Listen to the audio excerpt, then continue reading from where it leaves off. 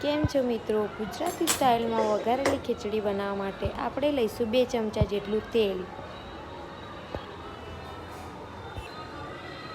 અને કોબી અને લીલી તુવર. પછી આ છે આદુ લસણની પેસ્ટ, આ 4-5 મરિયા, 2 જેટલા લાલ મરચાં લીધા છે, 1 ચમચી જીરું, અડધી ચમચી રાઈ,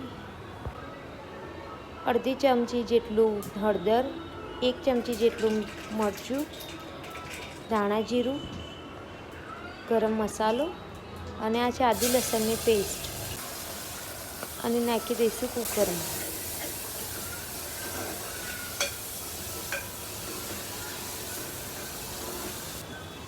આપણે લઈશું 1 લોટા જેટલું પાણી. કમ્પ્લીટ ઉકળવા દઈશું. સ્વાદ અનુસાર મીઠું, 2 વાટકી જેટલા ચોખા જે તમે વાપરતા હોય એને સરખી રીતે ધોઈ નાખીશું. પછી નાખી દઈશું કુકરમાં.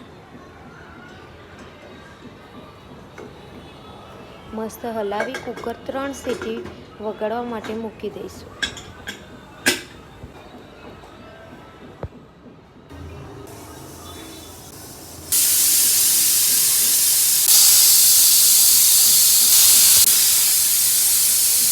હવે લો ફ્લેમ પર 2-3 મિનિટ ચડવા દઈશું.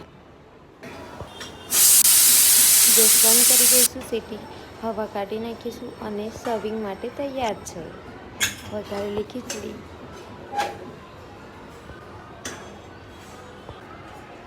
આ તમે છાશ જોડે પણ ખાઈ શકો છો.